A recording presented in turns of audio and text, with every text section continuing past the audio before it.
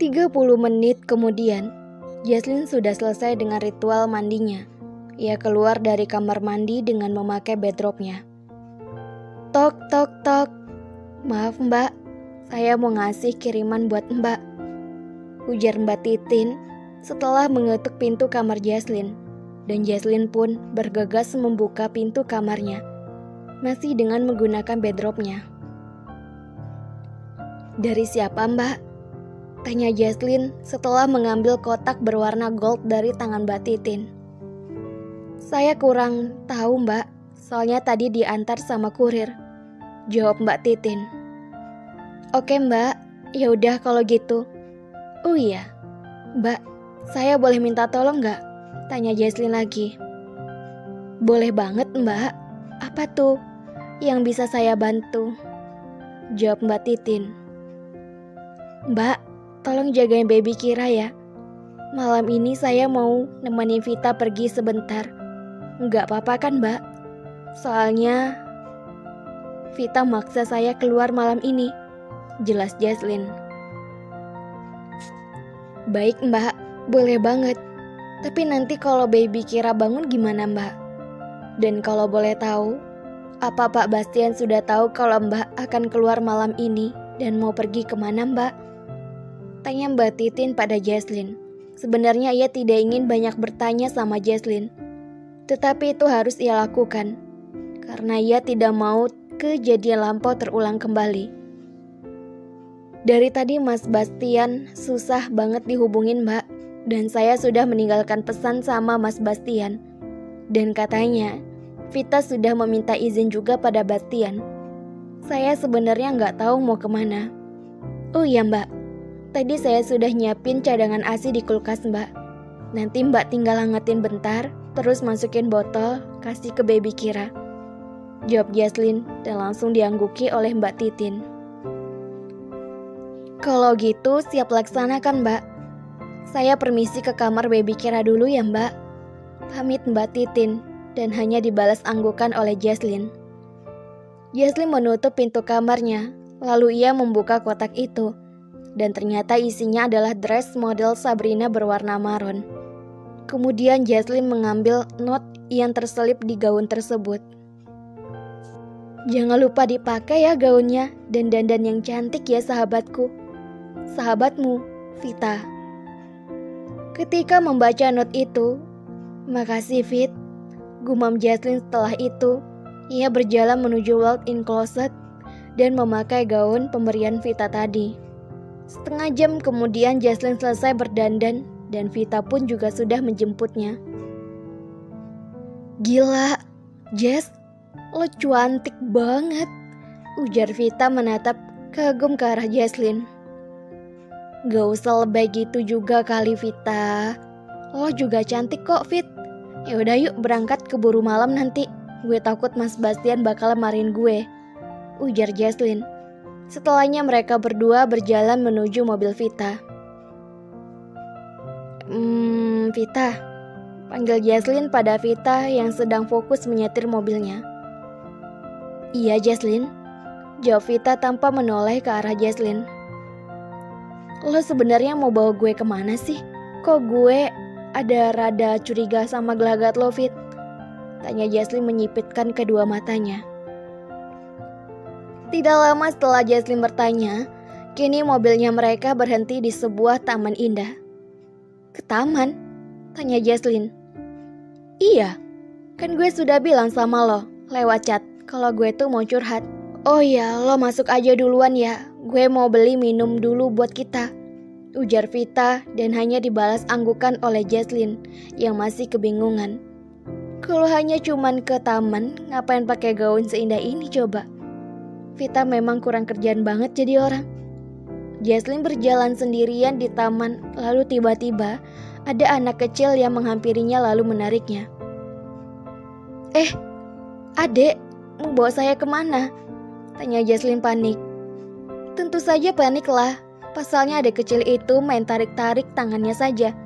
Adik itu tidak menjawab pertanyaan Jesslyn, dan tetap saja berlari sembari menarik tangan Jesslyn, dan berhenti di tempat yang sepertinya sengaja didekorasi untuk suatu acara. Wow, Masya Allah, ini mewah banget. Gumam Jasli menatap dekorasinya. Lalu tiba-tiba semua lampu mati dan semuanya terlihat gelap. Jasli merasa bingung karena lampu yang tiba-tiba saja mati. Dan suasana menjadi sangat gelap dan hanya mengendalikan cahaya rembulan. 5 menit kemudian lampu kembali hidup dan di depannya sudah ada Bastian yang terlihat tampan dengan pakaian formalnya. Serta tangan kanannya memegang buket bunga yang sangat indah. Dan jangan lupa, Yusma, Nici, Kevin, Aldo, Agatha, Bianca, dan beberapa rekan kerja Bastian yang sudah berbaris rapi di belakang Bastian. Bastian menyerahkan buket bunga itu kepada Jaslyn, dan diterima Jaslyn dengan senang hati. Happy anniversary 1 tahun pernikahan sayang. Terima kasih sudah menjadi istri yang sabar dan pengertian buat Mas dan Aldo. Sudah mau menerima kami apa adanya. Makasih juga sudah kasih Mas baby Kira yang gemoy dan imut, yang sangat mirip dengan maminya. Untuk Mas dan untuk Aldo. Maafin Mas karena selama ini Mas menjadi suami masih banyak kekurangannya. Ujar Bastian sembari menatap sendu mata bulat Jaslyn dengan penuh cinta dan keyakinan. Jaslyn menutup mulutnya dengan tangannya. Jaslyn masih tidak percaya dengan kejutan yang Bastian berikan padanya. Mata Jaslyn berkaca-kaca sedetik kemudian.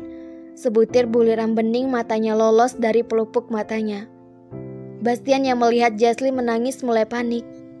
Bastian berpikir, apakah Jaslyn tidak suka dengan rencana yang sudah ia buat sejak 2 minggu yang lalu ini? Hingga Bastian memaksa Agatha, kakak iparnya, kedua mertuanya yang berada di Amerika, pulang ke Indonesia. Padahal di sana lagi banyak urusan penting. Sayang, kenapa kamu malah nangis? Kamu gak suka ya dengan kejutan ini? Maafin Mas, kalau sebelumnya tidak ngasih tahu kamu.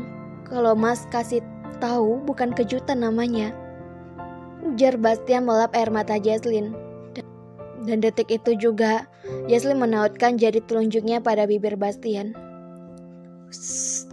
Aku tuh nangis bukan karena gak suka maupun sedih, tapi karena aku malam ini sangat bahagia dan terharu. Terima kasih Mas, sudah jadi suami yang pengertian, sabar sama tingkah labil aku. Dan terima kasih karena sudah jadi papi yang hebat buat Aldo dan baby Kira. Aku yakin Aldo dan baby Kira saat besar nanti pasti bangga punya papi seperti Mas. Ujar Jaslyn dengan nada bahagia. Dan detik kemudian, Jaslyn memeluk Bastian dengan erat.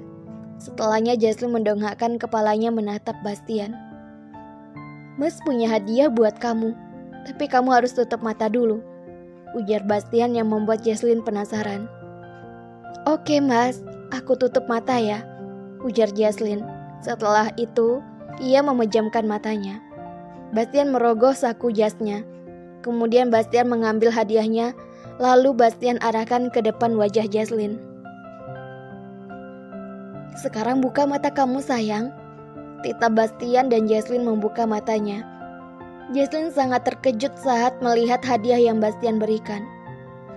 Ini buat aku Mas, tanya Jaslyn antusias saat melihat kalung yang ia inginkan kini berada di hadapannya. Dan Bastian mengangguk. Iya, ini buat kamu sayang, sini Mas pakein. Jawab Bastian setelah itu, memasangkan kalung itu di leher jenjang Jaslyn dan mengecup sayang leher Jaslyn. Makasih banyak Mas buat kebahagiaan dan kejutan hari ini. Aku benar-benar bahagia Mas, ujar Jaslyn memeluk Bastian.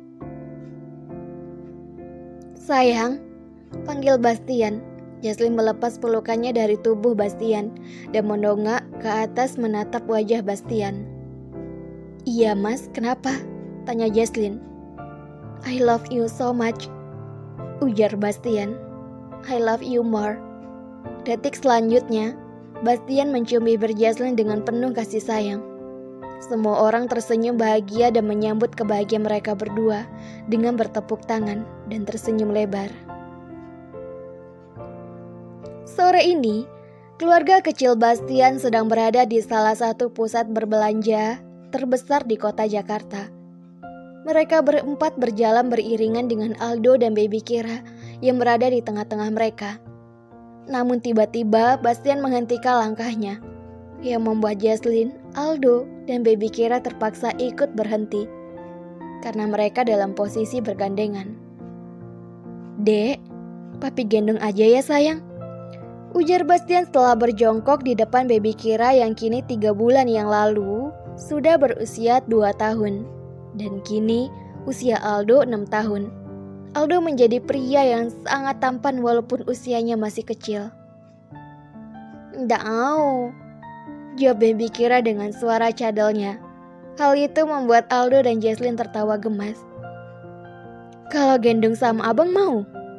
tawar Aldo mencubit sayang pipi Baby Kira. "Au," jawab Baby Kira dengan pandangannya yang berbinar-binar. Baby Kira memang sangat manja sama Aldo dibandingkan Jesslyn dan Bastian. Karena selama ini, Aldo selalu saja memanjakan Baby Kira. "Sayang, Baby Kira sama papi aja ya. Kasian, nanti abang Aldonya kecapean gendong Baby Kira yang endut.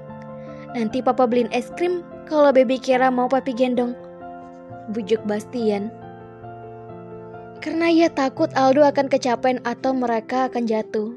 Dan kini Bastian masih setia membujuk Baby Kira agar mau ia digendong oleh dirinya. "Ila au etim," jawab Baby Kira. Kemudian ia memeluk leher papinya tanda mau digendong. Bastian tersenyum menang lalu ia menggendong Baby Kira menggunakan tangan kanannya.